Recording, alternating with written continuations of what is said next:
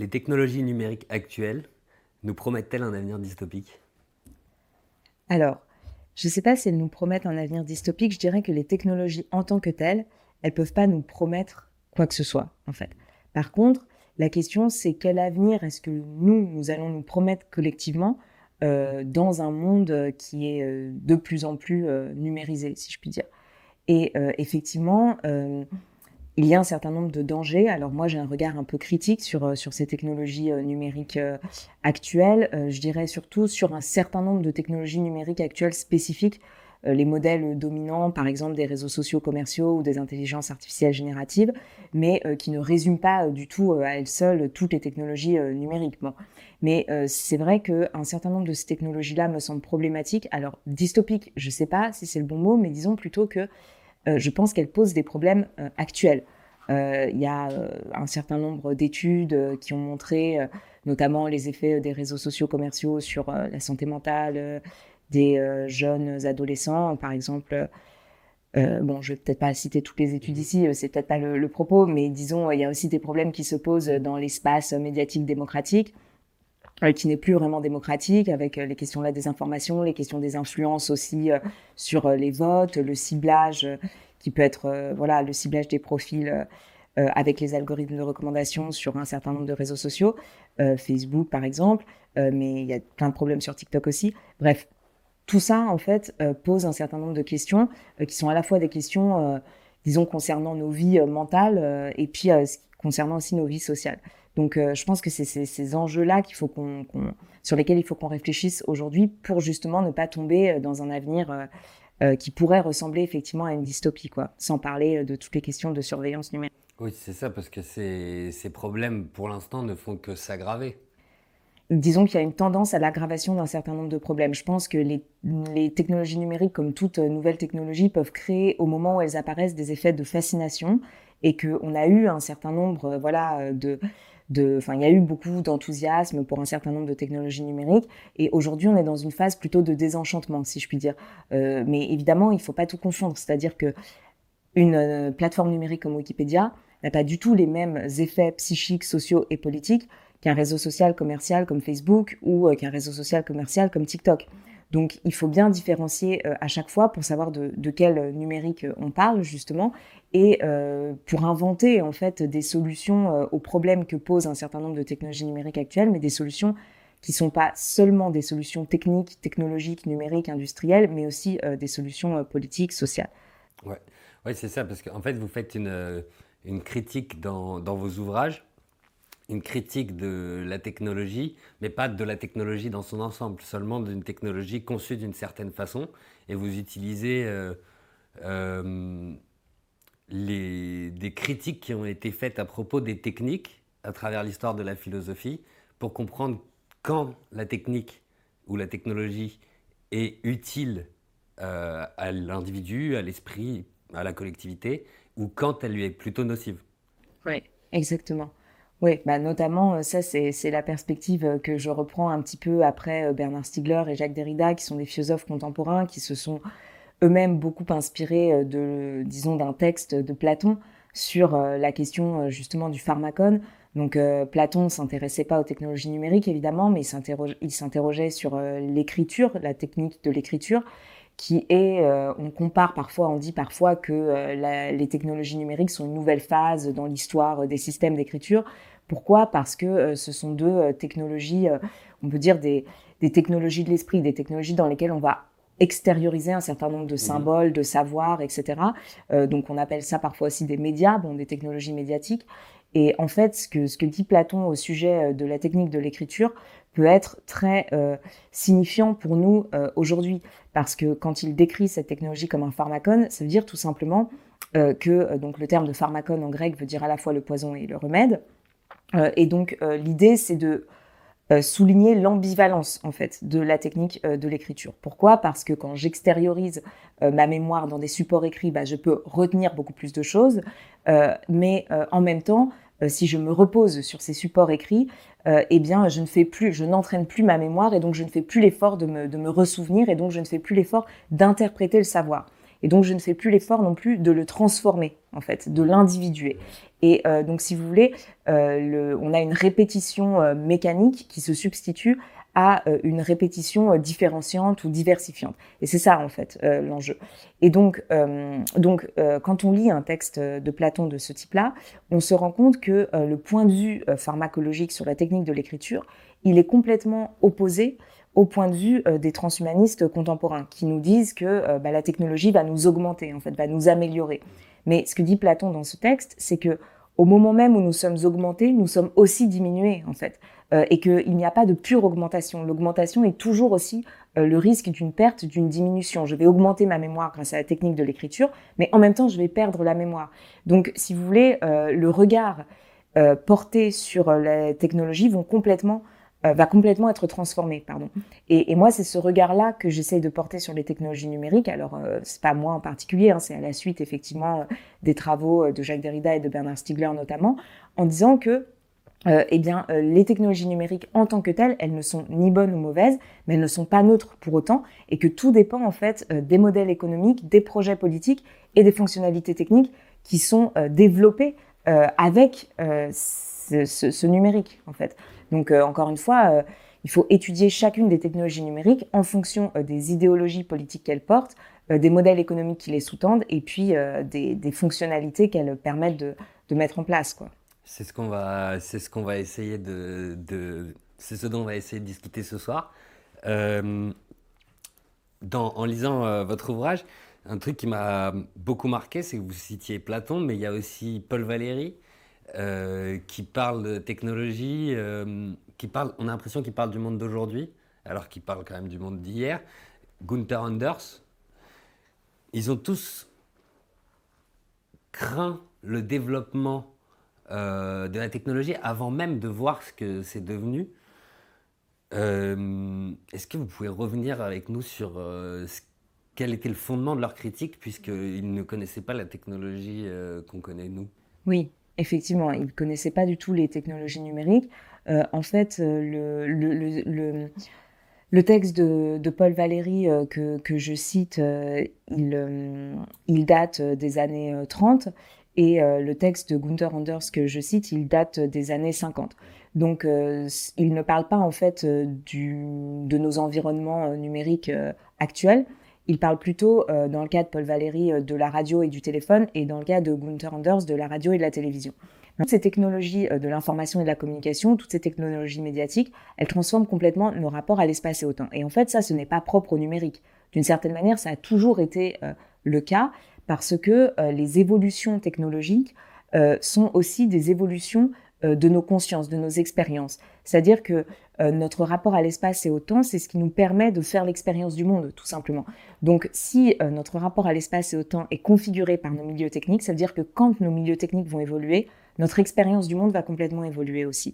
Et donc, ce qu'ont souligné, disons, Paul Valéry et Gunther Anders à deux époques différentes et de manière tous les deux complètement différente, c'était un effet aussi de dispersion et de surcharge informationnelle qui pouvait avoir lieu avec précisément des médias comme la radio ou la télévision, où tout d'un coup nous allons avoir accès à beaucoup plus d'informations, mais nous n'allons pas parvenir à faire le tri entre les informations importantes et celles qui le sont moins, et surtout nous allons nous retrouver dans des positions très ambivalentes à l'égard de ces informations, parce que c'est notamment ce sur quoi Gunther Anders insiste quand il parle de la télévision.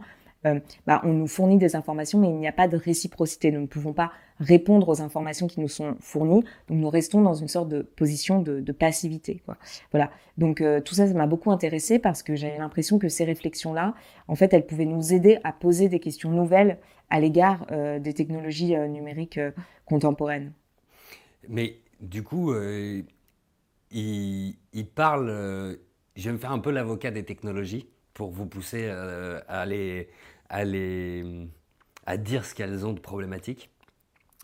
Il parle avec une certaine nostalgie d'un homme qui serait diminué, qui serait obsolète, enfin qui deviendrait moins bien que ce qu'il n'était suite au développement de ces technologies, donc soit la radio, soit la télévision. Et est-ce qu'on peut dire que ça a été le cas? Est-ce qu'on peut dire que les humains dans les années 70-80 étaient vraiment dispersés, presque aliénés, beaucoup plus que ceux des années 20. Alors non, je poserais pas le problème comme ça. En fait, je dirais pas que, si vous voulez, je sais pas s'il parle d'un humain diminué ou augmenté. Je pense qu'il parle d'une transformation vraiment de notre expérience sensible et de nos manières de penser. Moi, c'est vraiment ça qui m'intéresse. Après, je pense que, comment dire, la question, c'est pas de savoir si l'humain est diminué ou augmenté. La question, c'est de savoir quel est le modèle économique et l'agenda politique qui guide ceux qui produisent ces technologies, qui les diffusent et qui les vendent. Donc, par exemple, pour moi, le numérique en tant que tel, il ne diminue pas l'humain et il ne l'augmente pas non plus, je veux dire. En revanche, le modèle d'affaires des réseaux sociaux commerciaux actuels, qui est fondé sur l'économie de l'attention, c'est-à-dire sur la captation de l'attention des individus pour la revendre à des publicitaires Qui était qui le vont modèle d'affaires des radios et des les télés. cibler, voilà, et qui était déjà le modèle d'affaires de la télévision et de la radio. Mais le passage au numérique engendre de ce point de vue-là un certain nombre de transformations très importantes sur lesquelles je pourrais revenir par la suite. Mais si vous voulez, ce modèle d'affaires-là, il est extrêmement dangereux, évidemment, puisqu'il est fondé sur le fait de capter les attentions et les consciences des individus afin de les vendre à des publicitaires ou à des annonceurs pour les cibler avec de la publicité. Et donc ça, c'est ce que un philosophe comme Bernard Stiegler décrit comme un psychopouvoir qui s'exerçait déjà avec la télévision, mais qui devient, avec les technologies numériques, selon lui, un neuropouvoir, puisqu'en fait, on a des technologies qui vont s'adresser, si je puis dire, directement à nos mécanismes cérébraux, c'est-à-dire à un certain nombre voilà, on va dire, de comportements compulsifs ou pulsionnels qu'on a du mal à contrôler au niveau conscient. Et donc, on va avoir des technologies qui vont en fait être des dispositifs de contrôle, si vous voulez. Et ça, je pense que c'est dangereux. Mais par ailleurs, une encyclopédie collaborative comme Wikipédia, comme je disais tout à l'heure, bah, elle permet une co-construction collective de savoir, elle permet un accès démultiplié au savoir pour toutes sortes de personnes, et donc elle augmente pour le coup la culture collective, elle augmente les esprits individuels aussi. Donc vous voyez, je pense que la question en fait, c'est pas de savoir si le numérique diminue ou augmente l'humain, ça c'est la question qu'on nous pose un petit peu pour nous divertir, quoi. La question c'est quelle est la politique industrielle du numérique que nous voulons mener, en fait, et quel type d'innovation numérique voulons-nous produire, et d'évaluer ces innovations numériques du point de vue de ce qu'elles font à nos esprits individuels, mais aussi à nos cultures collectives et à nos, disons, nos sociétés politiques, quoi. Voilà, je pense que ça, ce sont de vraies questions. Et on va du coup prendre le temps de décortiquer quelle est l'idéologie politique derrière les développements numériques que l'on connaît, c'est-à-dire les réseaux sociaux, les applications de rencontres. Quelle est l'idéologie politique qu'il y a derrière et en quoi elle se reflète dans ces technologies? Alors, oui, c'est une très bonne question. Je pense qu'on ne peut pas répondre de manière trop générale, au sens où je ne sais pas s'il y a une idéologie commune à toutes ces Mhm. technologies. Donc peut-être je pourrais revenir sur des exemples un peu plus Ouais, spécifiques avec plaisir. juste après. Je voulais juste dire peut-être un mot quand même sur un paradigme idéologique qui, à mon avis, est très présent, qui est le paradigme de l'intelligence artificielle, en fait, sur lequel moi j'ai essayé un petit peu de m'interroger pour essayer de le déconstruire un petit peu parce qu'il me semble très problématique. C'est cette idée selon laquelle euh, on est souvent porté en fait à décrire les dispositifs technologiques qui nous entourent avec un vocabulaire anthropomorphique où on va attribuer à des dispositifs technologiques de toutes sortes euh, des capacités d'intelligence, de pensée, de conscience, d'émotion, etc. On parle d'intelligence artificielle, d'apprentissage automatique, d'agents conversationnels. Donc, en fait, on anthropomorphise des dispositifs technologiques qui sont en réalité des technologies de calcul qui fonctionnent en fait sur le traitement statistique de quantités massives de données. Et donc, moi, ce vocabulaire-là, il me semble très problématique, alors d'autant qu'il a été critiqué par un certain nombre de philosophes, notamment Gilbert Simondon et Georges Canguilhem, qui sont des philosophes qui ont écrit dans les années 60, au moment où se développait la cybernétique, les sciences cognitives, l'intelligence artificielle, et qui ont beaucoup critiqué ces métaphores informatiques, d'une certaine manière. Et moi, là où elles me semblent très problématiques, toutes ces expressions, c'est qu'en fait, elles masquent, si vous voulez, elles masquent les décisions politiques le travail aussi qui est fourni pour produire ces technologies, en particulier tout ce qui concerne le digital labor, les travailleurs du clic, etc. Les enjeux écologiques aussi, les ressources matérielles et naturelles qui sont nécessaires pour faire fonctionner ces dispositifs-là. Et puis, elle masque surtout, si vous voulez, les effets de ces technologies numériques sur nos esprits à nous. C'est-à-dire qu'on va s'interroger sur l'intelligence des machines, la conscience des machines, l'apprentissage des machines. Mais le problème, c'est surtout ce que ces milieux médiatiques font à nos capacités de réfléchir, de penser, de nous exprimer. Et donc, voilà, donc j'insiste un petit peu sur ce point parce que je pense que ces discours-là sur l'intelligence artificielle, la conscience algorithmique, la singularité technologique sont des discours, enfin, sont des notions qui sont issues en fait des discours transhumanistes qui qui constituent l'idéologie dominante dans la Silicon Valley et que nous ne devons pas adopter en fait ces métaphores pour parler de nos dispositifs numériques quotidiens, quoi. Voilà.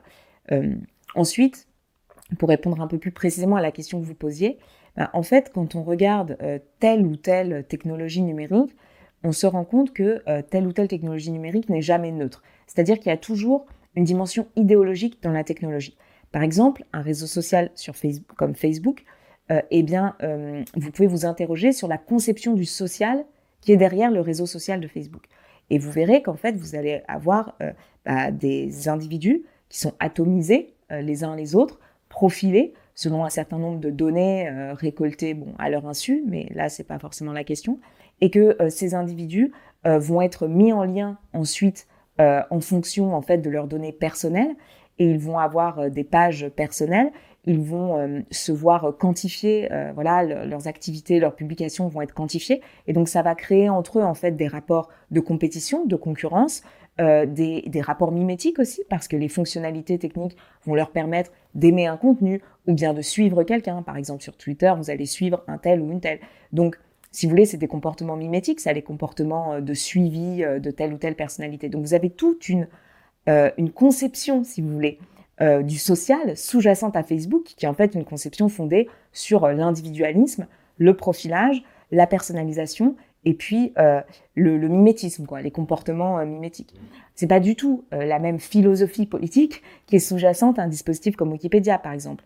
Même si on peut critiquer Wikipédia sur de nombreux points, mais quand même, sur Wikipédia, vous pouvez être anonyme, donc vous n'êtes pas profilé en fonction de votre donnée personnelle.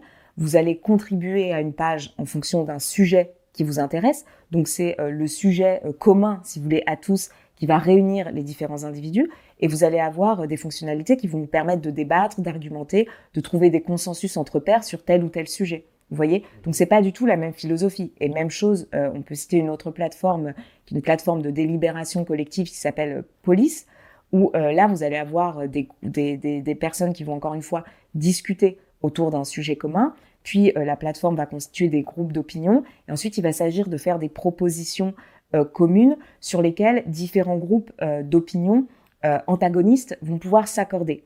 Donc là encore, vous avez une philosophie complètement différente que celle des réseaux sociaux, où il s'agit de faire le plus de vues possible, donc de produire les contenus les plus polarisants, les plus sensationnels, les plus scandaleux, parfois les plus violents. Vous voyez ? Donc à chaque fois, on a des idéologies politiques qui s'implémentent en fait, qui se concrétisent dans les fonctionnalités technologiques de différents réseaux sociaux.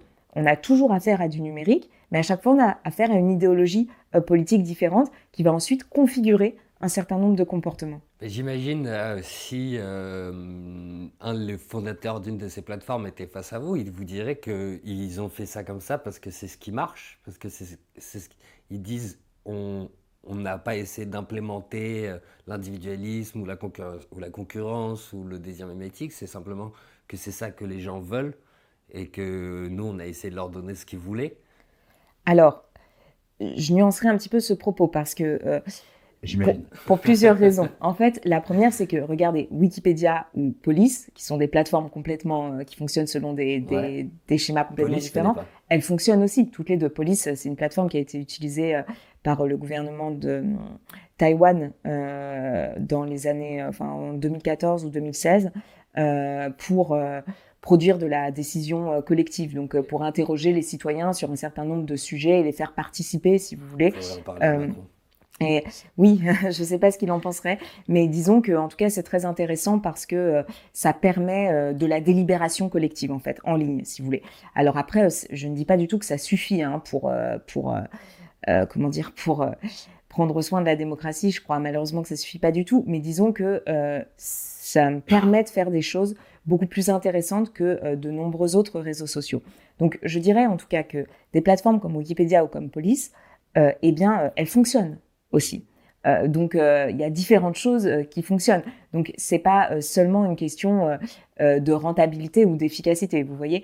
La deuxième chose, c'est que Peter Thiel, qui est l'un des principaux investisseurs dans Facebook dès ses débuts, qui est aussi le fondateur de PayPal, etc., et de Un tout, des idéologues les plus importants de la Silicon Valley. voilà, un des idéologues les plus importants de la Silicon Valley, et qui était aussi un soutien important de Donald Trump, avait suivi les cours de René Girard sur le désir mimétique à l'université de Stanford. Donc évidemment, je veux dire, il n'a pas soutenu Facebook pour faire plaisir aux utilisateurs de Facebook, si vous voulez. De manière générale, ça se passe jamais comme ça. C'est en fonction de ce qui est, comment dire, l'offre configure aussi la demande. Et puis surtout, il faut nuancer absolument cette idée que ça marche. Parce qu'en réalité, quand on regarde, ça marche pas du tout. Récemment, Frances Haugen a dévoilé les Facebook Files, vous savez, en 2021, me semble-t-il, qui ont révélé que les effets de Facebook étaient très problématiques, en particulier sur la santé mentale. C'est les effets d'Instagram, mais disons, c'est le même groupe que Facebook, c'est le groupe Meta, et que les effets d'Instagram sur la santé mentale des adolescentes étaient désastreux.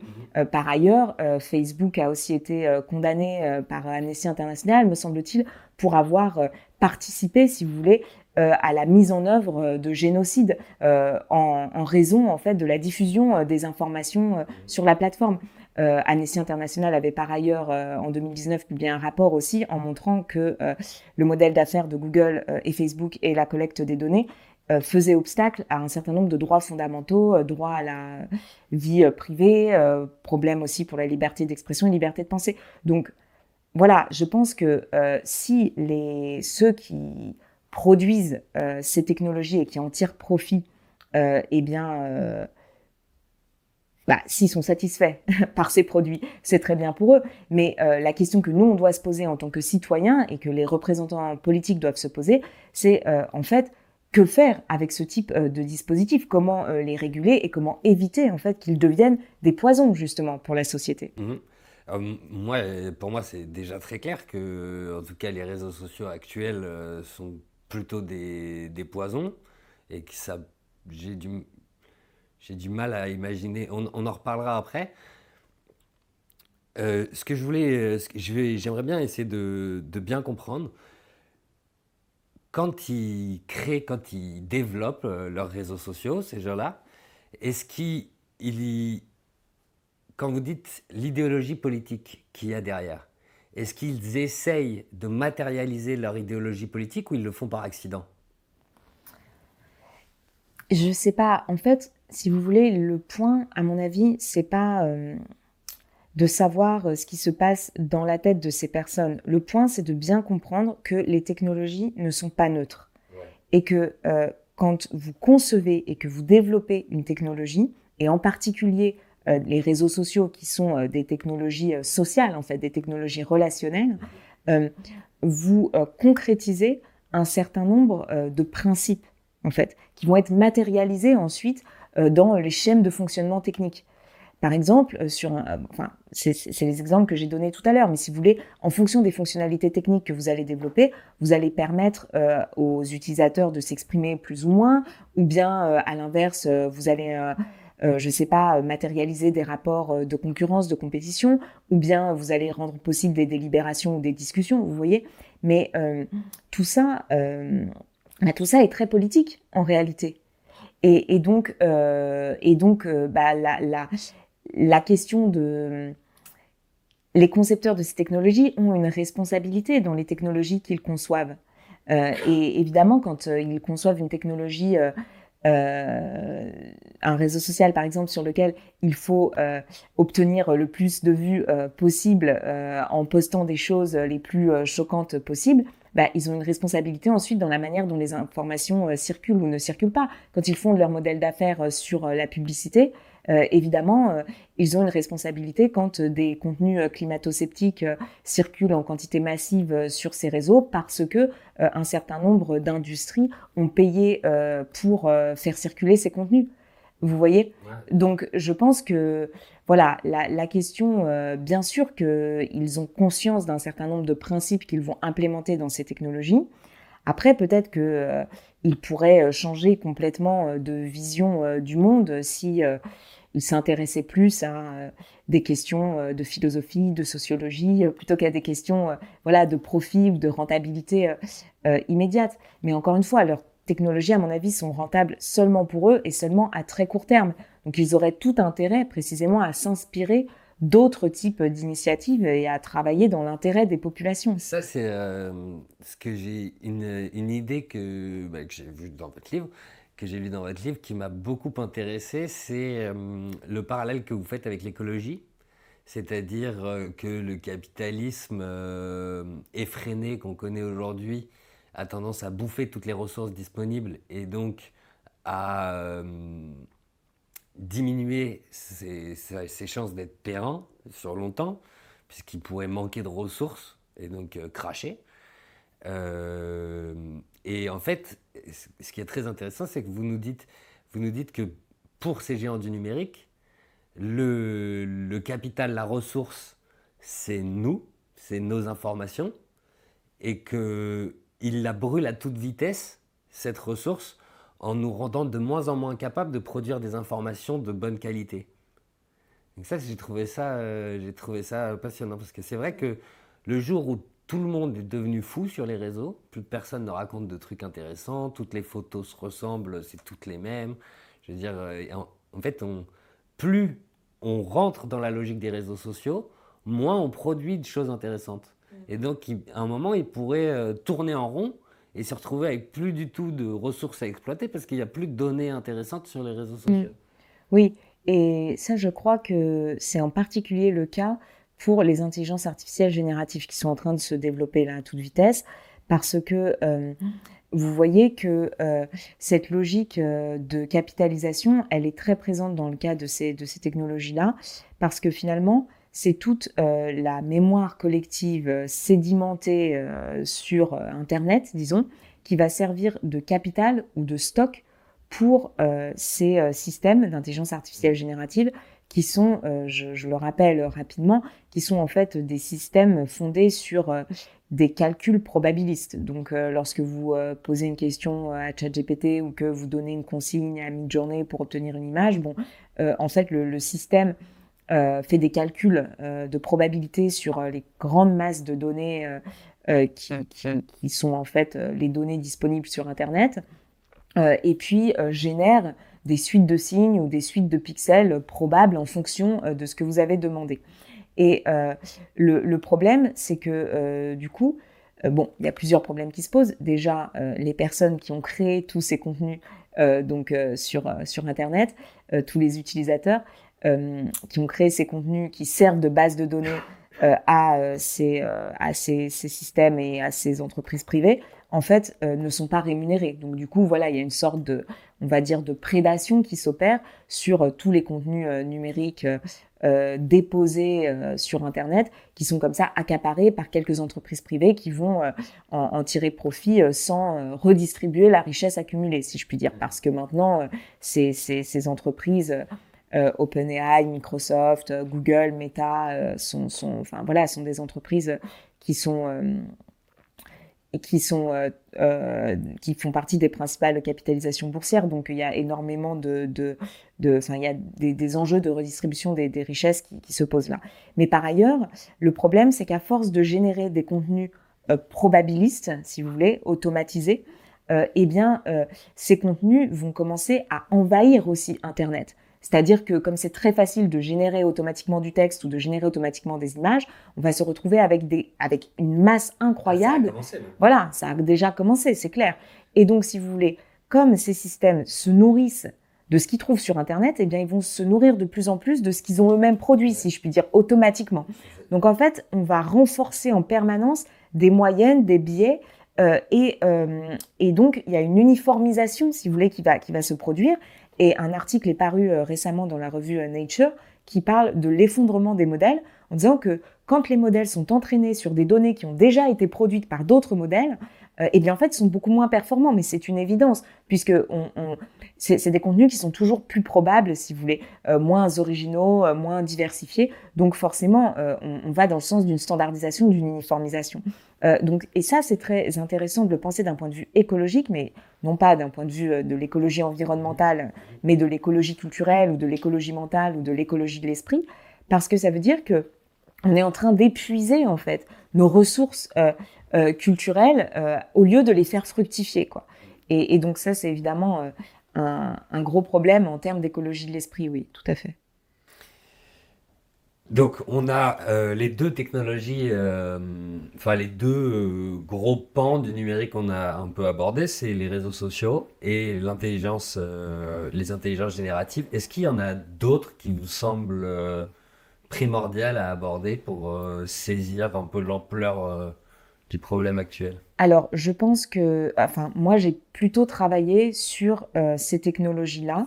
Et je vais vous dire pourquoi. Parce que, en fait, moi, je suis pas du tout, par exemple, j'ai pas de formation d'ingénieur.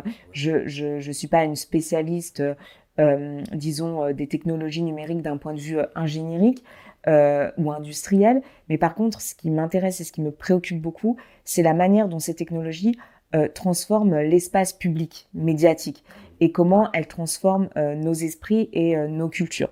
Ça, c'est vraiment ce qui m'intéresse principalement. Et donc, c'est la raison pour laquelle j'ai travaillé surtout sur ces technologies-là, parce que elles me semblaient présenter des risques, parce que les réseaux sociaux, comme on l'a vu, se fondent sur l'économie de l'attention, donc sur quand même une exploitation de nos facultés psychiques, intellectuelles, mentales. Et puis les intelligences, et puis évidemment aussi sur une exploitation de nos relations sociales, puisque c'est aussi quelque chose qu'on avait beaucoup pointé dans le rapport du Conseil national du numérique sur l'économie de l'attention, en disant que l'attention, c'est à la fois être attentif, donc être attentif à un contenu, être attentif à une activité, bon, mais c'est aussi, donc ça c'est la faculté psychique, c'est aussi être attentionné. Donc faire attention aux autres, prendre soin des autres, etc. Donc ça c'est la capacité sociale, si je puis dire. Donc l'économie de l'attention des réseaux sociaux commerciaux, elle est dangereuse à la fois pour l'attention au sens psychique du terme et puis l'attention au sens social. Donc voilà, donc ça c'était une question très importante pour moi. Et puis évidemment, les intelligences artificielles génératives, on vient de le voir, elles ont aussi des effets, on va dire, prolétarisants, justement, sur nos capacités d'expression, nos capacités linguistiques, nos capacités de création, on va peut-être y revenir. Et puis, elles ont aussi des effets dangereux pour la transmission de la culture collective, comme on vient de le dire. Donc, même chose, elles ont des effets psychiques et sociaux très problématiques.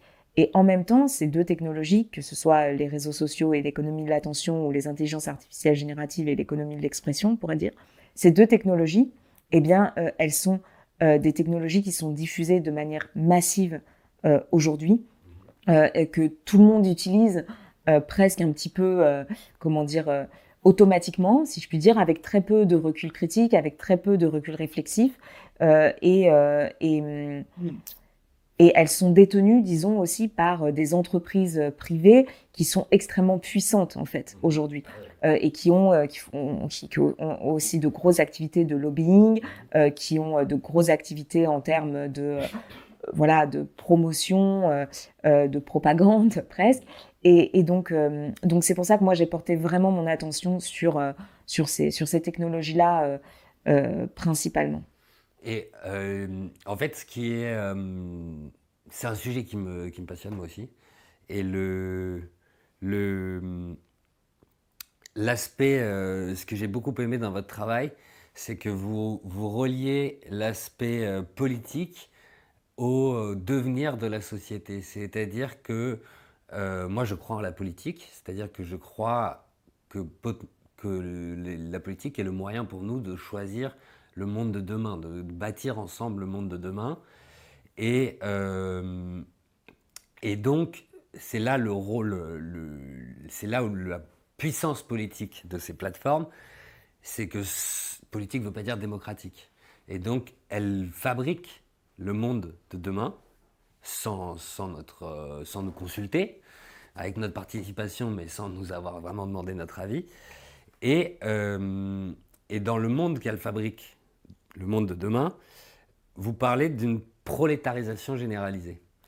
Euh, Est-ce que vous pouvez revenir avec nous sur ce concept et donc nous décrire un peu à quoi ressemblera ce monde de demain que nous fabriquent les plateformes, où nous serions tous prolétaires? Alors on va voir dans quel sens vous l'entendez. Oui, alors bien sûr, donc je vais essayer d'expliquer un petit peu ça, puis ensuite je reviendrai sur cette question politique parce que je pense qu'il y a quand même des moyens précisément de dessiner un autre avenir. Donc il faudra qu'on les Ouais. évoque aussi. Mais effectivement, sur la question de la prolétarisation généralisée, alors c'est une question très importante, je pense. Cette expression de prolétarisation généralisée, elle vient de Bernard Stiegler, en fait, et de sa relecture de Marx, notamment. Et bon, je ne vais pas expliquer tout ça ici parce que c'est pas le lieu. Mais ce qui est important de savoir, déjà, pour comprendre, c'est simplement que cette notion de prolétarisation, pour lui, elle veut dire tout simplement la perte de savoir à travers son extériorisation dans un dispositif technologique. Donc d'une certaine manière, c'est déjà ce que décrit Marx quand il parle des usines avec les machines-outils et des chaînes de montage, etc. Pourquoi ? Parce que le savoir-faire en fait de l'artisan a été extériorisé dans la machine-outil automatique sous forme de procédures mécaniques, on va dire, et de ce fait, parce que évidemment les machines appartiennent à un propriétaire qui est le capitaliste qui les détient et qui va utiliser la force de travail des ouvriers, eh bien ces ouvriers vont devenir des accessoires de la machine d'une certaine manière. C'est-à-dire qu'ils ne vont plus eux-mêmes pratiquer un savoir, l'interpréter et le transformer, mais ils vont exécuter des petites tâches divisées, c'est la division industrielle du travail, répétitive, monotone, et soumettre en fait leur activité gestuelle, leur activité corporelle au rythme de la machine automatique.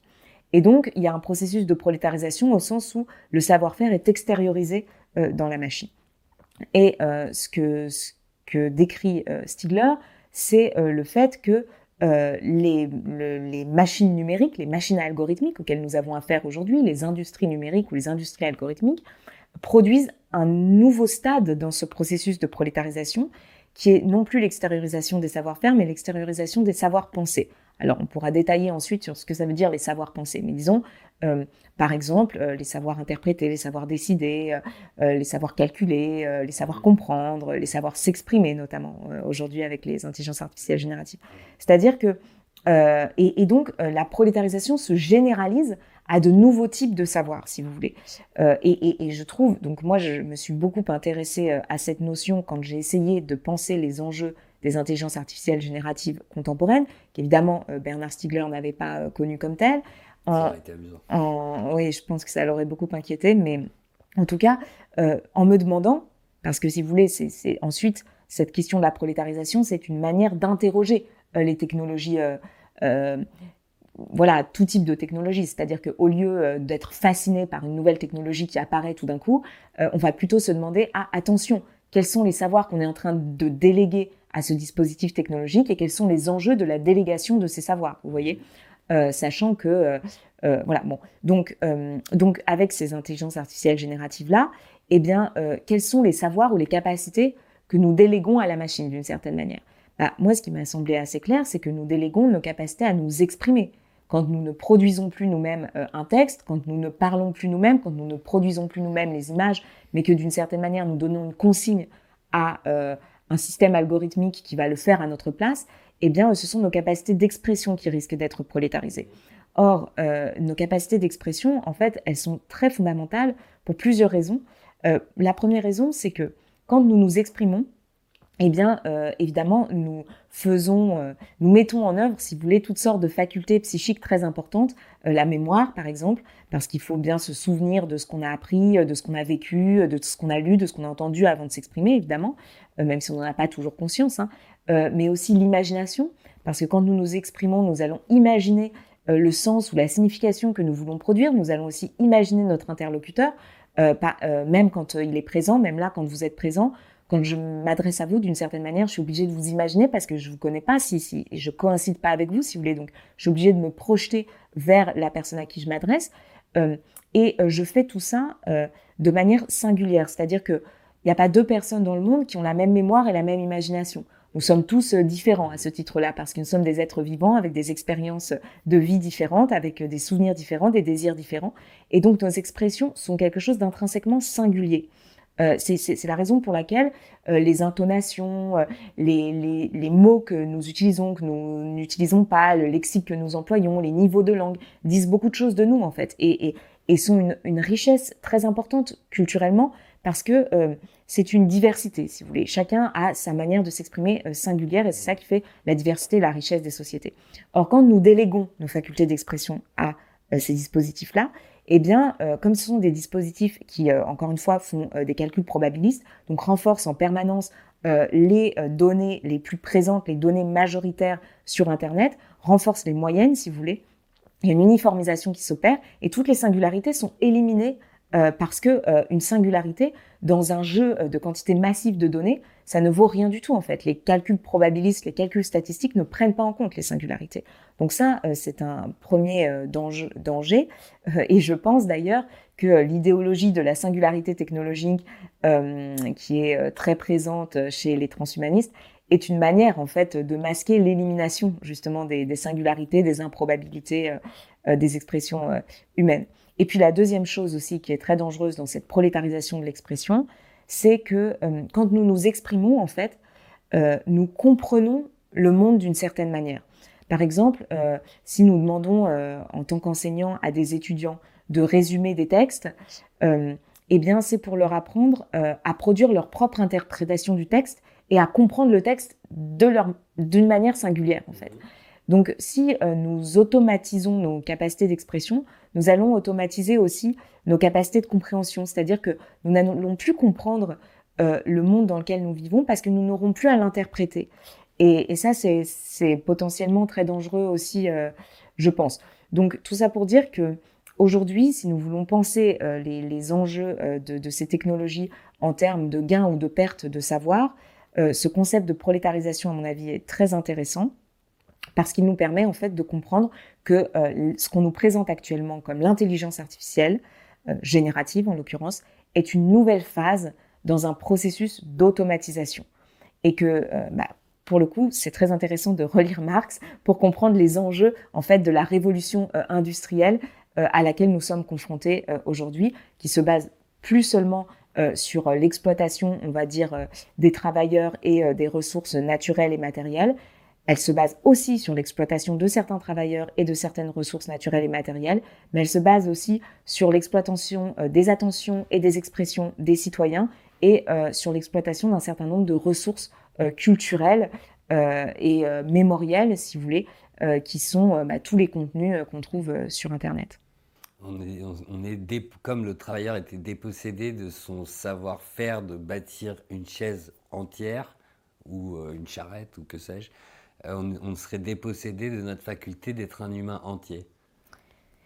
Être un humain, je sais pas, moi je me méfie beaucoup de la notion d'humanité parce que vous savez, c'est comment dire, la paléoanthropologie nous apprend que le processus d'hominisation, de devenir humain, est lié aussi au processus d'extériorisation technique. Donc en fait, il n'y a pas vraiment, par exemple, les travaux de Leroi-Gourhan, dans Le geste et la parole, qui est un livre qui date de 1964, qui est un livre très, très intéressant, qui a beaucoup inspiré aussi Jacques Derrida et Bernard Stiegler, montre que finalement, l'humain, ce qu'on appelle l'humain, disons, s'est toujours transformé à mesure que ces outils se sont transformés, si vous voulez, et qu'il n'y a pas d'humain avant la technique, d'une certaine manière, vous voyez. Donc, donc en fait, l'enjeu, c'est toujours de s'intéresser au système humain, technique, société, si je puis dire. Enfin, voilà, c'est ce système-là qui est intéressant. Donc, je pense pas que nous soyons moins humains aujourd'hui qu'avant. En revanche, je pense que le capitalisme numérique auquel nous avons affaire aujourd'hui implique de nouveaux dangers qui n'étaient pas les dangers, disons, du capitalisme industriel auquel quelqu'un comme Karl Marx avait affaire, et que donc nous devons bien les identifier pour ensuite proposer en fait des alternatives à la fois technologiques, industrielles, politiques, économiques, d'une certaine manière. Mais si on ne sait plus les nouveaux dangers, du coup, ce serait de ne plus savoir s'exprimer, d'être privé de notre savoir. Par exemple, ça en fait partie, selon moi. Oui. Et, et voilà, justement, c'est subjectif. Moi, j'aurais tendance à être totalement d'accord avec vous. Je veux dire que j'ai fondé penser, c'est chouette. C'est plutôt, je suis plutôt pour dans l'idée qu'on doit continuer de penser le monde et de décider ensemble de ce qu'on veut en faire. Mais j'ai reçu Julien Gobin ici la semaine dernière et il se plaçait comme de façon très neutre vis-à-vis de cette évolution en disant finalement pourquoi pas si les humains ont l'impression d'y gagner. Je veux dire, si on, pour l'instant on y va tout droit, je veux dire, les résistances à ce projet transhumaniste sont assez, sont encore minoritaires. Donc pour l'instant on y va tout droit. Et si on ne savait plus penser, je veux dire, si on ne sait plus s'exprimer, qu'on ne sait plus penser, mais que la société fonctionne comme ça, Alors, il y a vu qu'on n'est pas moins humain et qu'on coévolue avec la technique, comme vous l'avez dit, selon ce paléoanthropologue que j'ai oublié. ouais, alors non, en fait, c'est pas parce que si vous voulez, la question, comment dire, il y a rien ne se fait comme ça. Tout est politique. On n'y va pas droit comme ça. On y va droit, je ne sais pas où on va d'ailleurs, mais si vous voulez, on développe un certain type de technologie parce que certaines entreprises privées font par exemple du lobbying à l'échelle européenne pour imposer tel ou tel dispositif technique dans le marché européen. Ouais, Vous voyez ce que je veux dire? ouais. Donc c'est pas on va tout droit dans le sens des transhumanistes, non, pas du tout. C'est des négociations permanentes entre des pouvoirs publics, des puissances publiques et des puissances privées qui ont, elles, des logiques qui sont celles de leurs intérêts à court terme, bien souvent, qui rentrent en conflit avec l'intérêt des populations. Par exemple, je donne un exemple qui illustre très bien ce conflit. Meta et Google, qui construisent actuellement des centres de données pour faire fonctionner leurs intelligences artificielles génératives en Uruguay et en Espagne, dans des régions qui sont sujettes à de très graves sécheresses. Et comme ils ont besoin d'énormément d'eau pour alimenter leur système de refroidissement de leur data center, parce que vous savez que l'intelligence artificielle Ouais. générative est très coûteuse d'un point de vue environnemental et qu'elle nécessite énormément, enfin, l'intelligence artificielle générative nécessite des processeurs graphiques très spécifiques qui consomment beaucoup plus Ouais. d'énergie, notamment d'électricité, et qui impliquent aussi de développer beaucoup plus de data centers pour stocker et pour traiter les données. Et ces data centers ont besoin de systèmes de refroidissement pour être refroidis en permanence parce qu'ils produisent beaucoup de chaleur. Et donc, pour ces systèmes de refroidissement, on a besoin évidemment de consommer de l'eau. Or, la question de la consommation d'eau va devenir une question cruciale dans les années qui viennent parce qu'on va manquer d'eau dans de nombreux pays. Hein, on manque déjà d'eau. Et donc, en Uruguay et en Espagne, Meta et Google construisent des data centers et captent l'eau dans les systèmes, si vous voulez, hydrauliques Ouais. des villes voisines, au point que, Mais j'ai pas dit qu'il non, fallait y non, aller. non, Hein. je sais que vous n'avez pas dit ça, mais ce que je veux dire, c'est que dans ces endroits-là, eh bien, il y a des conflits politiques Hein. entre les habitants et des entreprises Je peux privées. reformuler ma Du coup, question. non, mais c'était juste pour dire que, du coup, je crois que on ne va tout droit nulle part.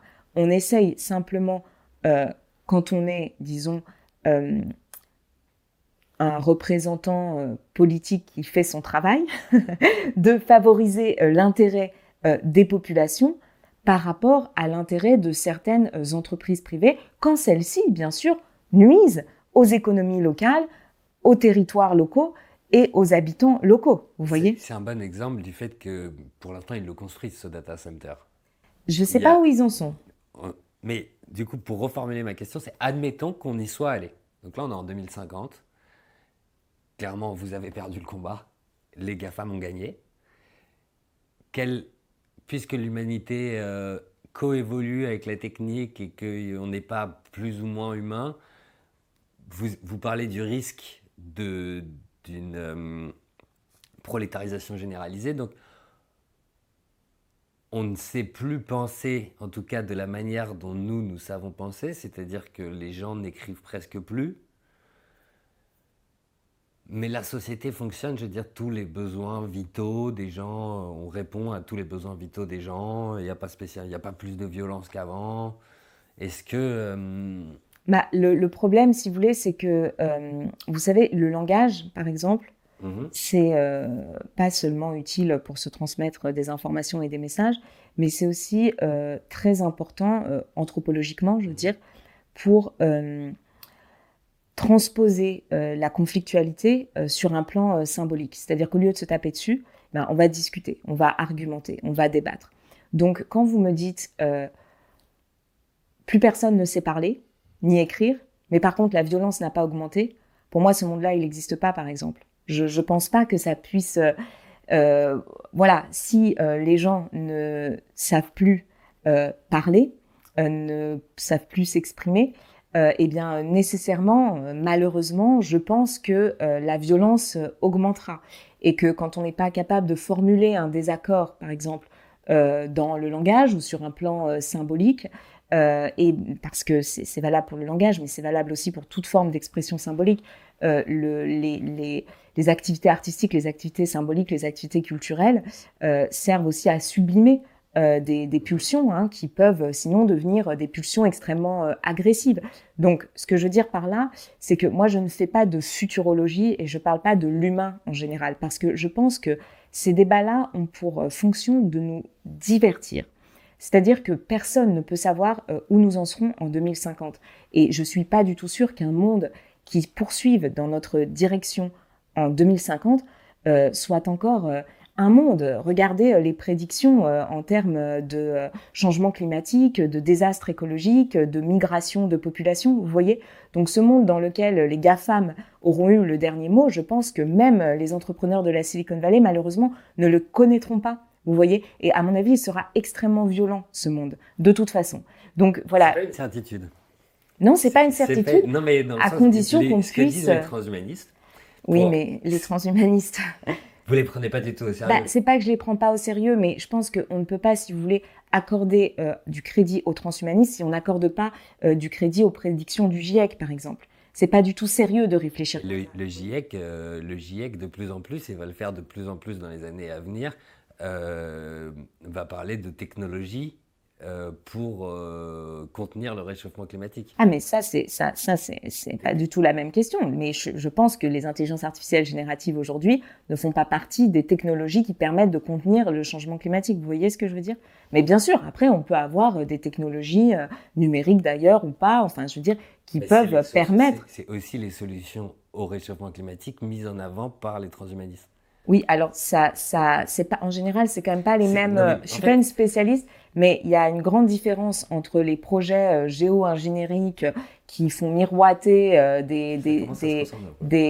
alors peut-être j'ai pas bien suivi ces débats ces dernières années, mais disons il faut être très prudent sur ce sujet parce que il y a une tendance aussi qui est celle au technosolutionnisme. Peut-être vous avez entendu déjà parler de ce terme qui a été développé par Evgeny Morozov, voilà, qui consiste à dire qu'on peut régler tous les problèmes qui ont des causalités politiques, sociales et économiques avec des nouvelles innovations technologiques.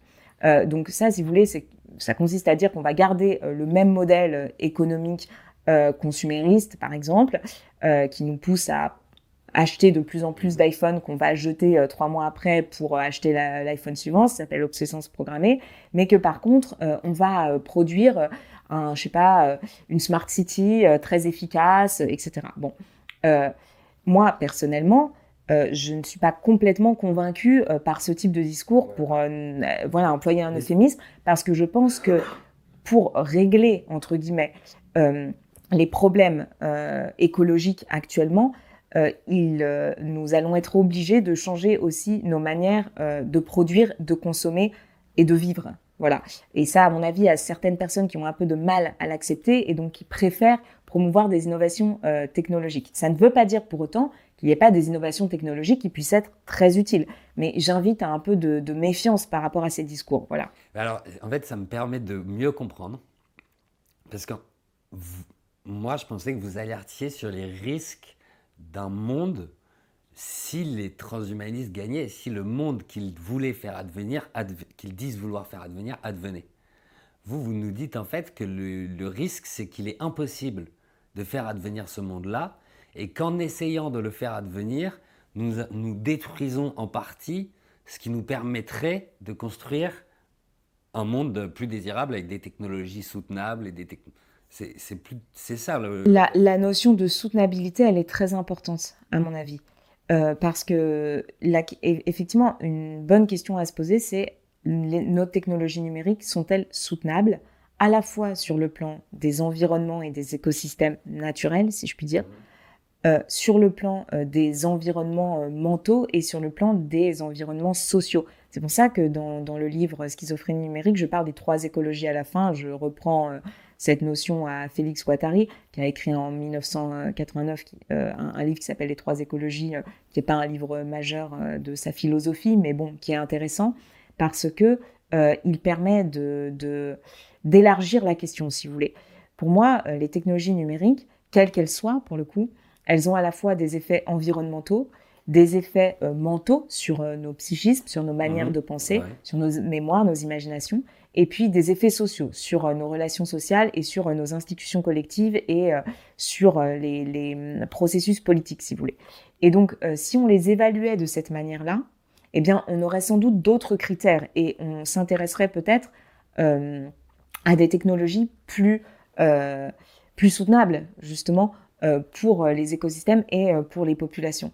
Aujourd'hui, malheureusement, je crois que les critères de production de ces technologies numériques, en tout cas la plupart, sont des critères de rentabilité à très court terme qui vont dans l'intérêt de quelques acteurs privés et pas du tout de la grande partie de la population qui pourtant les utilise. C'est vrai, vous avez raison, mais vous savez, l'industrie du tabac, l'industrie du sucre a fonctionné exactement de la même manière et c'est pas pour ça qu'on n'a pas des cancers du poumon ou des problèmes d'obésité, hein. Donc les intérêts des grands industriels ne sont pas toujours les intérêts des populations, même si les populations sont malheureusement consommatrices de ces différentes industries parce que il y a aussi des industries publicitaires qui font très bien leur travail et qui du coup influencent les comportements des citoyens, parfois à leur insu et parfois contre les intérêts qui seraient les leurs. Bon, voilà, on ne va pas refaire l'histoire du consumérisme, mais enfin, tout ça pour dire que effectivement, le critère de la soutenabilité, à mon avis, est un très bon critère pour évaluer en fait nos productions technologiques et industrielles numériques contemporaines et pour essayer de les orienter justement vers un avenir plus soutenable et de réguler ou de limiter le pouvoir de ceux qui proposent des technologies ou des industries numériques destructrices en fait. Voilà, tout simplement. Ça me pose aucun problème de dire qu'elles soient destructrices.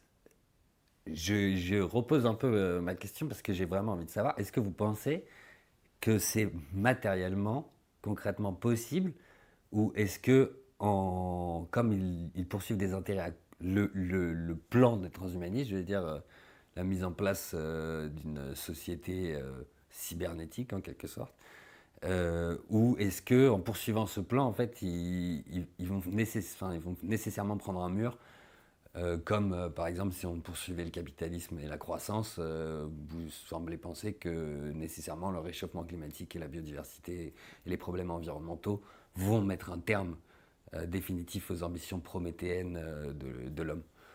Alors ça, c'est pas moi qui le pense, mais disons qu'il y a un certain nombre d'études scientifiques aujourd'hui, en particulier des spécialistes du climat, qui nous annoncent quand même un certain nombre de catastrophes naturelles très rapidement si on ne change pas, disons, nos modèles économiques. Et en fait, moi, je ne dissocie pas l'idéologie transhumaniste de l'idéologie libertarienne capitaliste. Je veux dire, évidemment, il faudrait être beaucoup plus fin, hein. Mais si vous voulez, toutes ces idéologies sont très liées entre elles, évidemment. Donc, il n'y a pas vraiment de distinction entre un projet d'accélérer la croissance économique telle qu'on la conçoit aujourd'hui avec les indicateurs marchands qui sont ceux du PIB, par exemple, et puis le projet de développer de plus en plus de technologies numériques sur le modèle des réseaux sociaux commerciaux dominants ou sur le modèle des intelligences artificielles génératives dominantes. Pourquoi ? Parce qu'on peut produire beaucoup plus de textes, donc on peut augmenter la productivité, on peut produire beaucoup plus d'images, on peut augmenter la productivité en se passant d'un certain nombre de travailleurs humains, donc c'est très rentable. Même chose, les réseaux sociaux nous permettent de faire de la publicité ciblée très pertinente, qui nous permet de vendre beaucoup plus de produits, c'est très rentable, donc ça rentre très bien dans les objectifs de croissance économique que nous avons. Donc je ne fais pas de distinction spécifique entre, si vous voulez, cette croissance économique démultipliée qui effectivement atteint déjà un certain nombre de limites écologiques et en atteindra de plus en plus importantes par la suite. Et puis ce libertarianisme des transhumanistes de la Silicon Valley qui d'une certaine manière est une sorte d'accélération aussi de ces logiques capitalistes et consuméristes là. Voilà, donc maintenant la question qui est celle que vous posez, c'est de savoir, moi je ne fais pas de futurologie encore une fois, et je pense que ceux qui en font... Non, mais comme les climatologues, vous pourriez dire comme les climatologues, plus on avance dans cette direction, plus on va à un moment rencontrer un mur qu'on ne pourra pas surmonter en poursuivant la fuite en avant. Ah oui, ça je pense qu'effectivement ça va... Sur la technologie, vous pourriez, sans faire de futurologie, mais dire qu'il y a une logique intrinsèque, comme le réchauffement climatique, qui fait que ça s'accélère, que ça s'aggrave. Pareil, la prolétarisation généralisée des esprits, la disparition des savoir-être et des savoir-penser, fait qu'à un moment, il ne sera plus possible de faire société avec des gens qu'on a privés totalement de leur savoir. Alors ça, c'est une vraie question, mais c'est une vraie question, c'est clair. Je pense que ce sera de plus en plus difficile de faire société à l'avenir avec ces technologies-là, qui sont des technologies prolétarisantes du point de vue du langage, de l'expression et des relations sociales. Donc je pense effectivement que la question va se poser. Mais je pense aussi que ce qui est important de voir, c'est que ces systèmes sont eux-mêmes autodestructeurs en fait. Ils détruisent leurs propres conditions de possibilité. Parce que vous voyez, quand vous me parlez de la prolétarisation des savoirs-pensés, eh bien le problème, c'est que si on n'apprend plus le langage, je ne sais pas, un certain nombre de théories philosophiques peut-être, mais scientifiques surtout, on ne sera plus capable de produire aussi des bonnes technologies. Vous voyez ce que je veux dire ? Les gens qui ont produit ces technologies-là, eux, ils avaient bien appris à écrire, à penser et à parler. C'est la raison pour laquelle, voilà, dans la Silicon Valley, les enfants des entrepreneurs et des concepteurs des réseaux sociaux commerciaux sont dans des écoles où on leur demande de ne pas utiliser leur smartphone, leur tablette, etc. Et on les protège de ces technologies qui sont des poisons. Donc, ce que je veux dire par là, c'est que nous avons tout intérêt aussi à protéger, si vous voulez, ces capacités mentales, psychiques, intellectuelles et culturelles pour pouvoir aussi être compétitifs, même d'un point de vue économique, par rapport à d'autres pays qui, eux, ont déjà développé leurs soi-disant innovations et pour qui nous ne sommes que des marchés, en fait, et qui ont sans doute intérêt à nous abêtir un peu plus. Donc je pense que même dans une logique, si vous voulez, qui ne serait pas une logique dystopique ou catastrophiste, mais simplement une logique réaliste, le fait si vous voulez, de se plier aux injonctions d'un certain nombre de technologies pour en devenir les simples clients ou les simples utilisateurs sans prêter attention aux dangers qu'elles peuvent engendrer, c'est pas forcément le plus stratégique du monde. Eh bien, vous pourriez même avoir raison avant les climatologues. Donc là, je retourne à 90 degrés, je vais aller dans votre sens et je vais voir si vous me suivez aussi loin. On ne peut pas exclure que le développement exponentiel des technologies de ces 10-15 dernières années soit une des causes majeures de la baisse de la natalité constatable universellement partout dans le monde, même dans les pays où on faisait le plus d'enfants en Afrique. Je veux dire, au Japon, le gouvernement japonais en est à verser de l'argent aux jeunes pour qu'ils sortent de chez eux.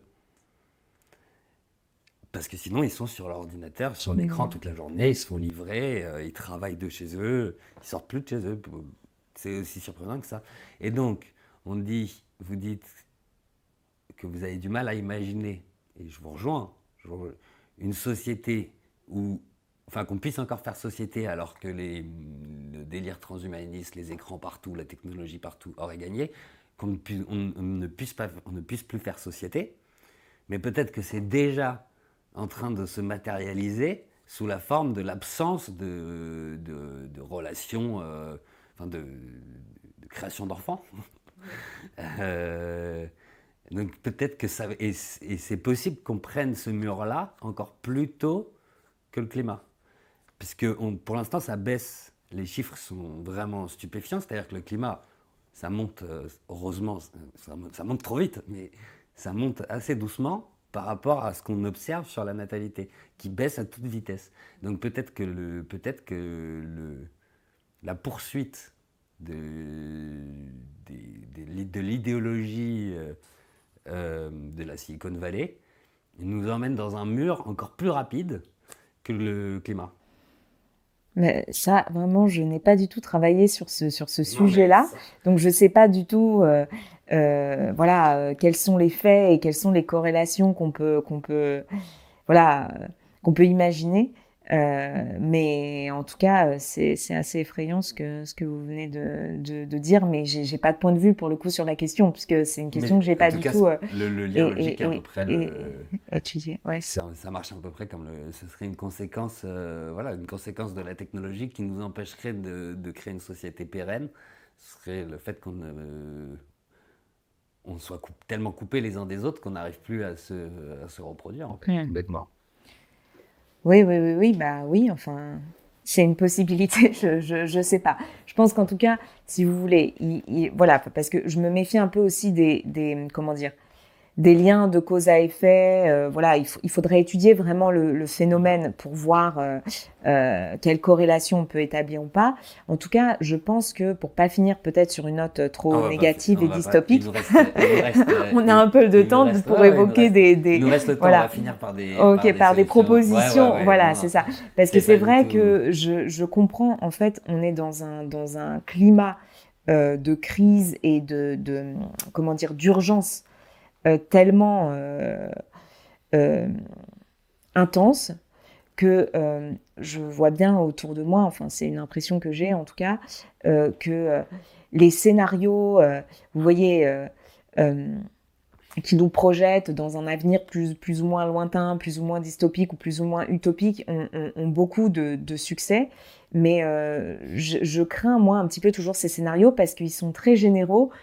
Il manque souvent de précision. Il manque aussi, c'est souvent aussi des tendances à un petit peu dépolitiser les questions. Vous voyez, on abandonne un petit peu les acteurs économiques, les conflits politiques, et puis on se focalise sur l'humain, le numérique, le climat, etc. Donc, je pense qu'il faut bien en rester dans notre débat à nous sur les questions actuelles, en fait, que posent ces technologies et sur les débats et les tensions actuelles autour de l'économie de l'attention, notamment, qui est devenu un vrai sujet aujourd'hui dans le débat public, et puis autour de l'intelligence artificielle générative aussi, qui selon moi, ne fait pas vraiment encore l'objet d'un véritable débat public en tant que tel, sans doute parce qu'on manque de recul, et aussi parce que j'ai l'impression qu'on est encore vraiment dans une phase de fascination à l'égard de ces innovations, même s'il y a quand même un certain nombre de personnes maintenant qui ont pointé, bien sûr, des enjeux en termes de concentration économique, en termes aussi de biais discriminatoires de ces systèmes, en termes aussi d'exploitation du travail humain qu'ils impliquent, des enjeux écologiques. Donc, il y a toutes sortes de critiques qui commencent à émerger. Mais à mon avis, ce sont des systèmes qui vont aussi nous poser beaucoup de questions dans l'avenir, parce que là, on est seulement au début de ces développements industriels-là. Et vous vous souvenez sans doute, enfin je ne sais pas si vous vous souvenez, mais quand les réseaux sociaux sont apparus, au début, beaucoup d'entre nous étaient un petit peu fascinés, je pense.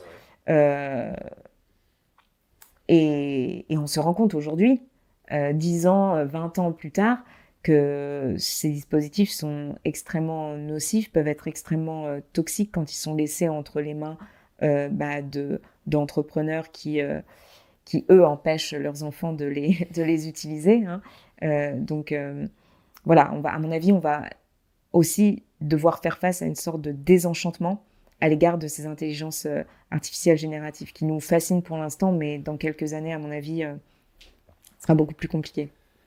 On va parler maintenant de ce qu'il faudrait faire, selon vous, pour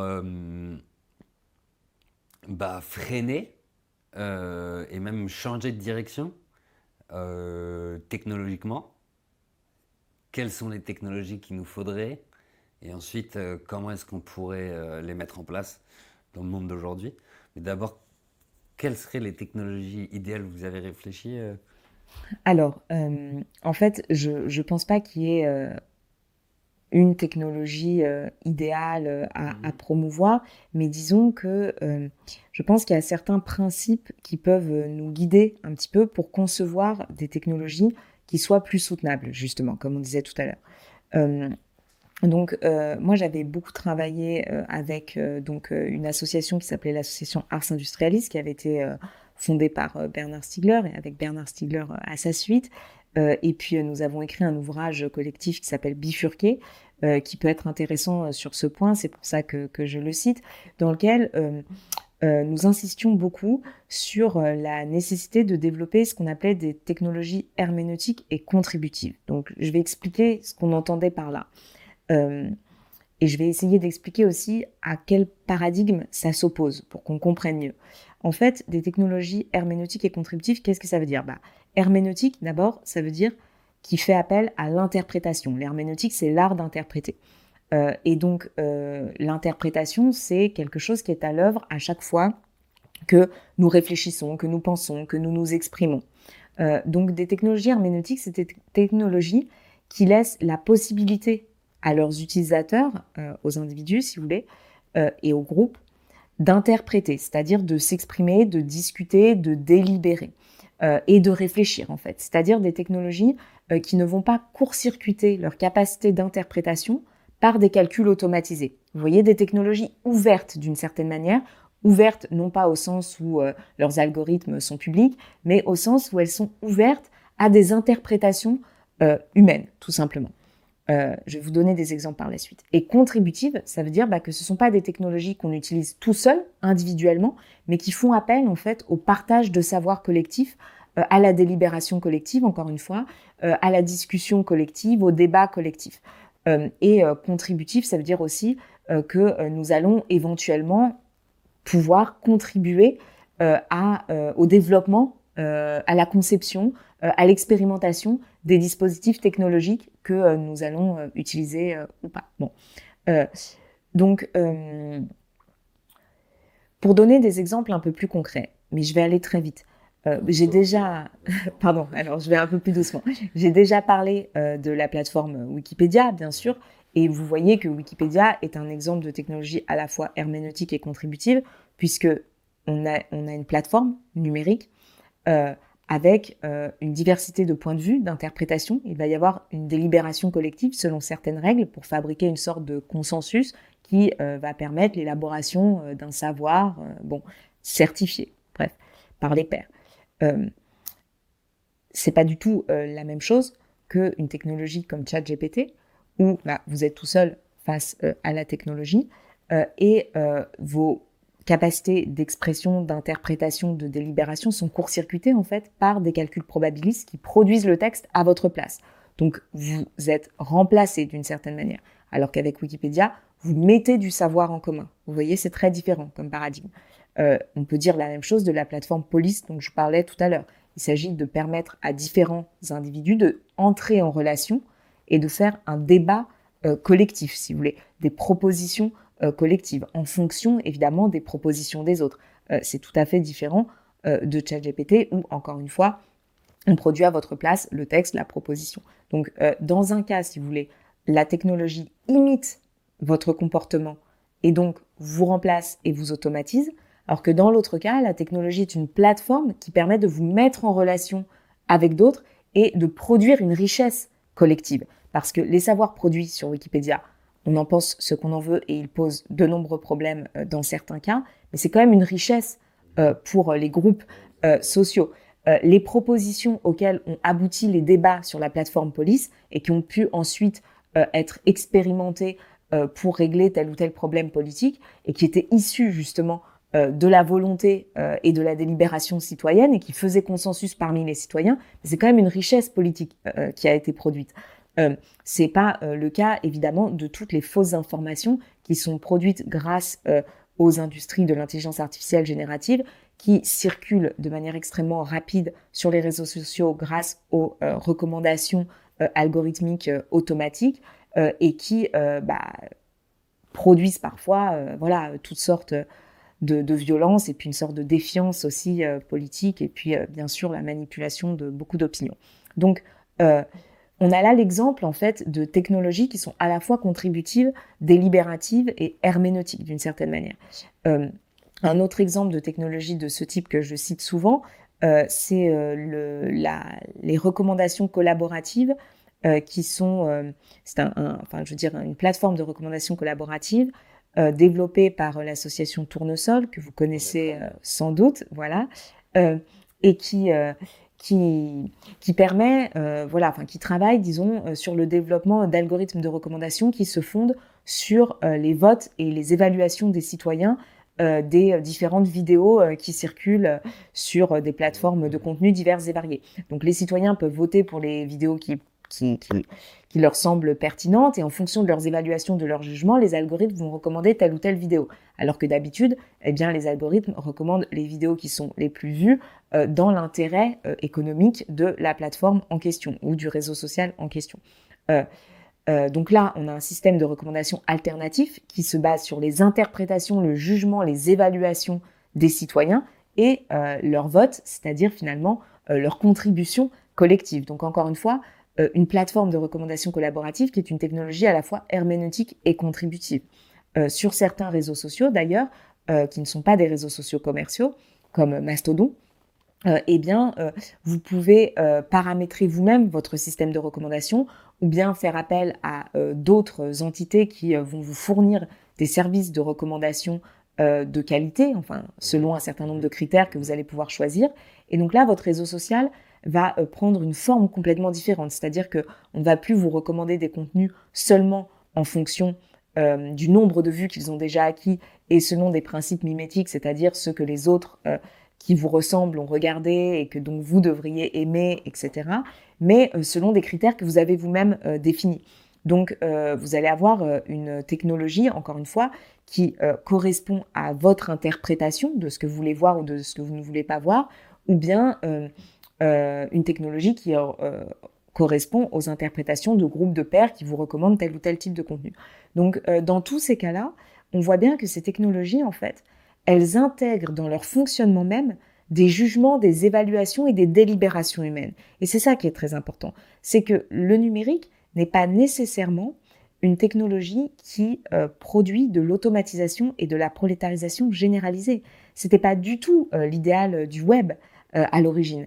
Le web, c'était un espace où l'on peut naviguer de site en site avec la technologie des liens hypertextes, où l'on peut, si vous voulez, faire toutes sortes de nouvelles découvertes, apprendre toutes sortes de nouvelles choses, entrer en relation avec toutes sortes de nouvelles personnes, grâce à un média, en fait, qui nous met les uns les autres en relation en fonction de nos projets, de nos intérêts communs. Aujourd'hui, l'Internet des plateformes, les intelligences artificielles génératives, ne fonctionnent plus du tout sur ces principes-là. Elles fonctionnent sur des principes d'imitation, de simulation des comportements humains. Ce qui nous fascine dans le chat GPT, c'est qu'on a l'impression qu'on est face à un humain qui nous parle, mais l'intérêt du web, c'est pas d'imiter l'humain, c'est de mettre en relation les humains entre eux pour leur permettre d'exprimer leur singularité et de partager leur savoir. Donc, à mon avis, et ce sont des technologies qui, bien sûr, sont beaucoup moins coûteuses. Pourquoi ? Parce qu'elles ne reposent pas sur la collecte des données personnelles, sur le traitement algorithmique des données dans des grands centres de données, et donc sur les mêmes consommations en termes d'électricité, en termes d'eau, et elle ne repose pas non plus sur l'exploitation des travailleurs du clic qui doivent indexer les images et les contenus à la chaîne, payer $2 de l'heure, comme c'était le cas au Kenya pour les travailleurs qui ont été exploités par OpenAI pour faire fonctionner ChatGPT.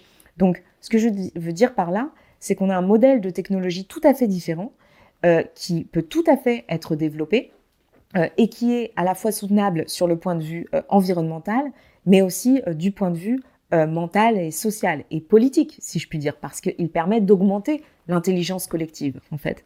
Mais pour que ce type de technologie-là soit valorisé, soit financé, soit soutenu, eh bien, évidemment, il faut avoir un discours politique sur ces technologies, des ambitions politiques pour le numérique, qui ne soient pas toujours, comment dire, orientées dans le sens de la compétitivité ou de la concurrence, c'est-à-dire l'idée qu'il nous faudrait forcément imiter ce que produisent les industries californiennes de la Silicon Valley pour être à la hauteur, si vous voulez. L'enjeu, c'est aussi d'imaginer des modèles alternatifs qui ne soient peut-être pas compétitifs au sens où on l'entend habituellement, mais qui soient beaucoup plus soutenables pour les environnements et beaucoup plus désirables pour les populations.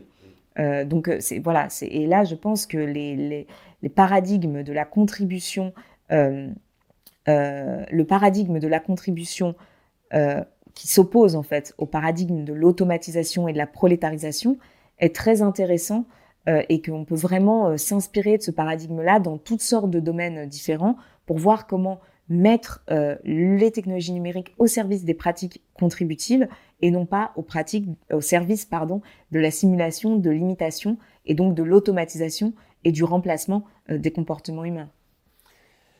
Il faudrait remettre de la philosophie dans la définition du monde que l'on souhaite, en fait.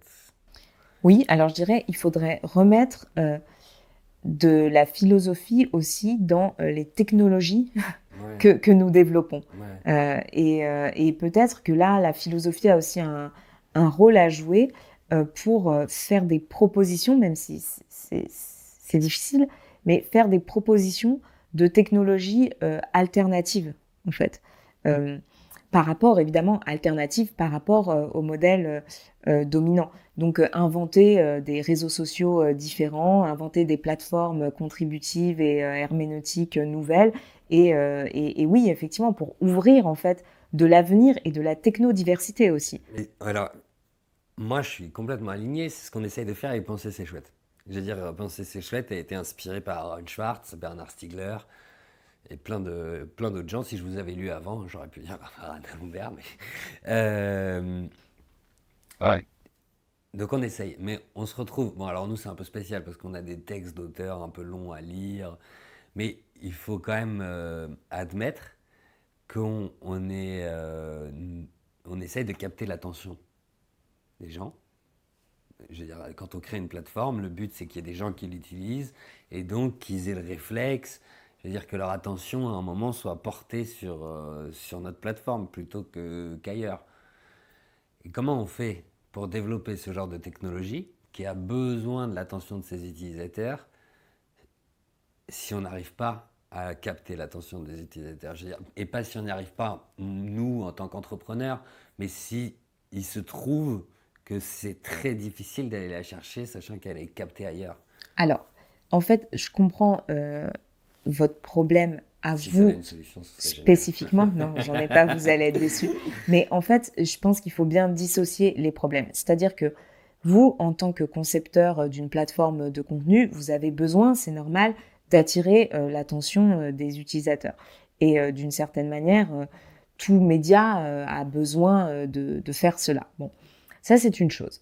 Et je veux dire, vous êtes obligé de développer des techniques pour capter l'attention. Et d'ailleurs, c'est très bien si vous arrivez à la détourner des vidéos de chats sur... Et encore les chats, c'est voilà, presque et plus encore grave. les chats, maintenant, on va peut-être en venir à regretter les vidéos de chats.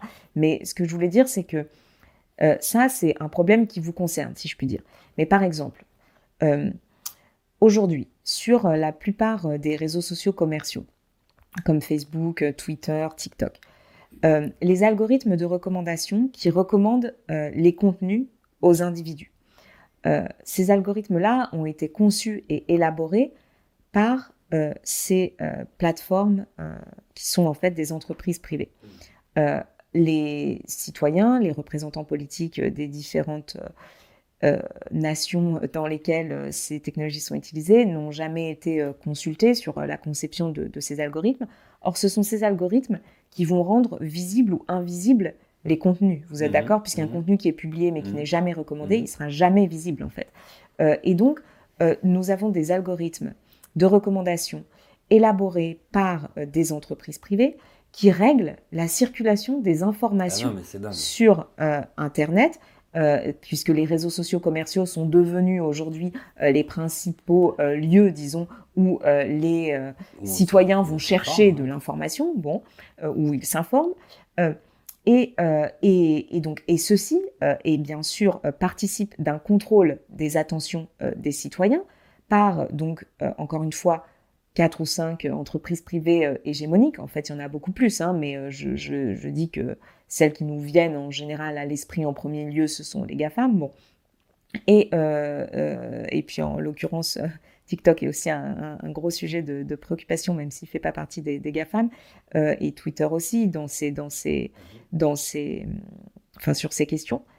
Mais ce que je voulais dire, c'est que là, le problème, c'est pas que seulement qu'ils captent l'attention, c'est qu'ils décident de ce qui est visible ou non, et que ceci devrait pouvoir être discuté collectivement.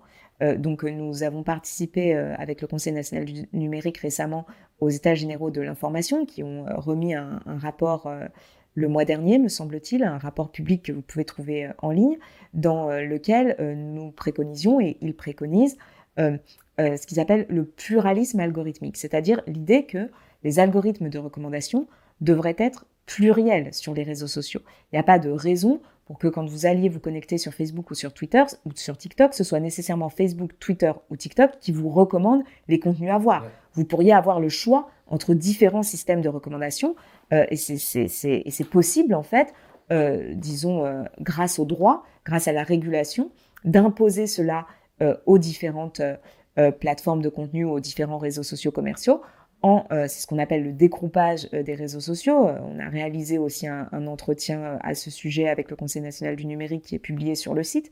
Et donc, qu'est-ce que ça signifie le dégroupage quand il s'agit de la fonction de recommandation? Eh bien, il s'agit tout simplement d'obliger les réseaux sociaux à proposer différents systèmes de recommandation. C'est-à-dire que vous arrivez sur Facebook ou sur Twitter ou sur TikTok et vous pouvez choisir qui va vous recommander le contenu. Et ce ne sera pas forcément l'entreprise privée Facebook, TikTok ou Twitter. Et juste pour finir là-dessus, on est toujours dans une logique d'orientation ou de captation de l'attention d'une certaine manière, puisque quelle que soit l'entité que vous choisissiez, même si c'est vous qui décidez des critères selon lesquels on vous recommande le contenu, on est toujours face à des médias, à des technologies médiatiques qui vont orienter votre attention dans telle ou telle direction. Mais la question, c'est que il nous faut retrouver le pouvoir politique et citoyen sur ces technologies de recommandation pour qu'elles ne soient pas seulement entre les mains d'entreprises privées hégémoniques. Vous voyez, il y aura toujours de la recommandation, il y aura toujours de l'influence, il y aura toujours des techniques de captation. Mais nous devons faire en sorte, si vous voulez, que ces techniques de captation de l'attention soient le moins concentrées possible et soient les plus diverses possibles, si je puis dire, et puis surtout fassent l'objet de discussions, de débats collectif, en fait. Sans quoi, nous ne pouvons même plus dire que nous vivons dans des démocraties, à partir du moment où la circulation de l'information est réglée par quelques entreprises privées et que ces entreprises vont donc avoir un pouvoir sur nos libertés d'expression et de pensée, libertés d'expression et de pensée qui sont pourtant au fondement d'un régime qui se dit démocratique. Voilà, donc c'était pour dire que la question de la captation de l'attention, elle est très importante quand on est face à des entreprises qui font de leur modèle d'affaires sur l'exploitation de l'attention, la revente à des publicitaires et le ciblage, des individus avec des publicités personnalisées. Mais la question de la recommandation est aussi très importante. Et là-dessus, nous pouvons très bien agir très concrètement. Donc voilà, je voulais juste dire cela. Et ce qui fait que votre site, votre plateforme à vous, elle sera peut-être beaucoup plus recommandée si les systèmes de recommandation, Si par disons, exemple les gens mettent je veux voir plein de trucs très intelligents, ils verront plus de pensées ces choses. par exemple. Ouais. Vous voyez ce que je veux dire? C'est que en fait, votre visibilité à vous, elle est aussi conditionnée à ces systèmes de Ouais. recommandation qui aujourd'hui sont entre les mains d'entreprises privées. Et donc pour vous, c'est très dur de lutter. Ouais, et Voilà. puis on pourrait même imaginer que certains systèmes de recommandation, soit il y a un avertissement, attention, addictif, par exemple. Donc ceux Par qui exemple. disent, voilà, ça c'est la recommandation full dopamine. Donc Voilà. on va avoir plein d'explosions, Et on plein de trucs, plein d'images chocs.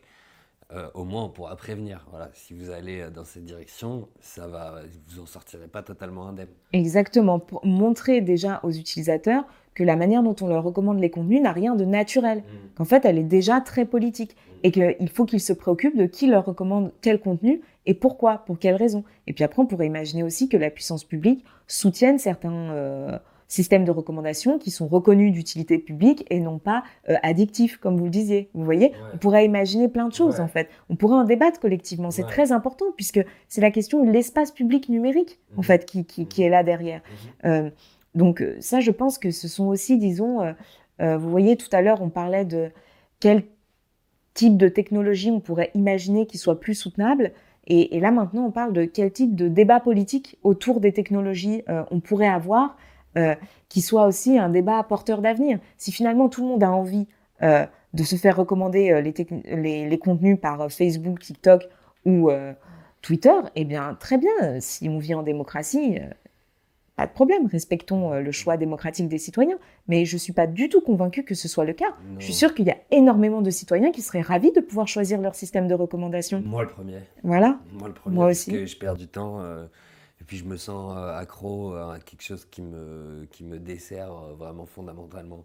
Et Donc, vous n'êtes pas du tout le seul dans ce cas. non, Pour non, avoir discuté aussi même avec des générations plus jeunes que moi, ceux dont on nous dit souvent qu'ils sont nés ouais. avec le numérique et donc qu'ils baignent dedans, etc., et qu'ils ne sont pas conscients des dangers.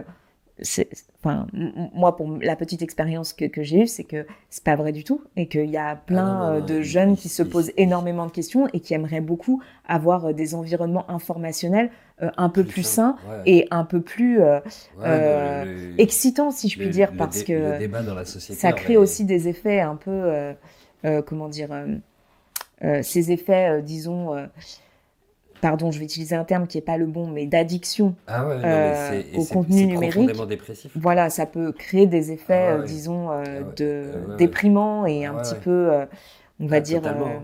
Elle est vraiment, c'est stupéfiant une fois qu'on est rentré, qu'on a passé un peu trop de temps sur des vidéos, à défiler des vidéos, on est privé de désir. Ça, c'est très étonnant. On n'a plus envie de faire quoi que ce soit. On est nimbé. Et je crois que ça s'explique cérébralement. Et donc, on pose notre téléphone, plein de colère et de détermination. Qu'est-ce que j'ai foutu cette dernière demi-heure? Et 3 minutes après, on se surprend à y retourner parce qu'on n'a plus le désir et la force ou l'envie de faire quelque chose d'autre. hmm. C'est très surprenant, c'est effrayant. Et c'est pourquoi je pense qu'il faut absolument. J'ai adoré cette idée parce que voilà l'idée de dire que on va pas fermer les GAFAM, mais en revanche, on peut les obliger, comme on a obligé d'autres industries toxiques à adopter certains comportements, etc. On peut les obliger on leur demande même pas d'ouvrir leurs algorithmes, de nous montrer leurs algorithmes, simplement de donner la possibilité à d'autres gens d'intervenir, parce que le contenu est là. Techniquement, je suis sûr que c'est possible. Ah oui, techniquement, c'est Euh, possible. et, euh, et, et du coup, politiquement, c'est possible aussi. Je veux Voilà. dire, on prend pas la propriété privée de plein, en pleine face. C'est juste une petite Voilà. modification qui pourrait faire toute la différence. Voilà, qui pourrait, en fait, on pourrait dire, il s'agit de démocratiser leur fonctionnement. Mm, Vous mm, voyez? mm. Parce qu'on nous dit souvent, oui, c'est très démocratique, Facebook, Twitter, TikTok, parce que tout le monde peut l'utiliser. Mais enfin, ça s'appelle la massification d'un usage. Ça s'appelle pas la démocratisation de quoi que ce soit. C'est pas parce que tout le monde mange du sucre ou fume des cigarettes que c'est démocratique de manger du sucre ou de fumer des cigarettes. C'est simplement que c'est des comportements qui se sont massifiés grâce, voilà, au pouvoir de certaines industries et à leur discours promotionnel extrêmement puissant. En revanche, il faut s'intéresser au fonctionnement de ces technologies, se demander si ce fonctionnement est démocratique ou non. Et on a vu qu'il ne l'était pas en raison notamment de l'économie de l'attention et des algorithmes de recommandation.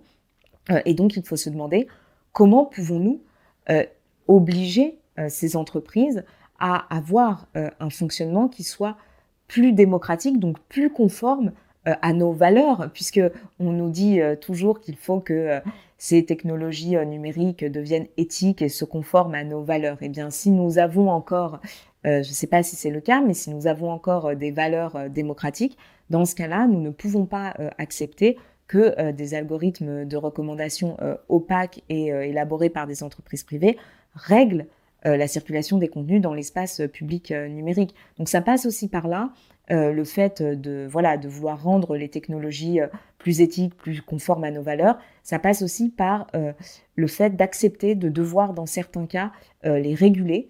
La régulation ne s'oppose pas nécessairement à l'innovation, puisque précisément, dans ce champ-là, on pourrait imaginer que toutes sortes de systèmes de recommandation nouveaux voient le jour, et donc que ça stimule l'innovation dans le champ des systèmes de recommandation. Donc on nous dit aussi souvent, il ne faut pas réguler les technologies parce qu'on va faire frein ou obstacle à l'innovation. Non, ce n'est pas du tout le cas, parce que parfois la régulation peut permettre d'orienter l'innovation vers des technologies encore plus intéressantes. Au lieu de tous essayer de faire des grands modèles de langage qui concurrencent ceux de OpenAI, eh bien on pourrait peut-être travailler à élaborer des systèmes de recommandation alternatifs, sachant que c'est un travail qui implique toutes sortes de disciplines très différentes, de l'algorithmique, de l'informatique, du design, mais aussi des sciences humaines, des sciences politiques, des mathématiques. Il y a vraiment un vivier de recherche possible dans ce champ-là. Bah, la contrainte est source de créativité, donc si on rajoute une contrainte, d'un coup, on démultiplie les possibilités de créer des choses autour de cette contrainte. Euh, le, je dirais qu'il y a urgence en fait à avoir ce débat-là parce que donc on dit il faut que ce soit conforme à nos valeurs, mais une fois qu'on aura perdu le savoir-penser, est-ce qu'on aura encore cette aspiration à avoir le contrôle?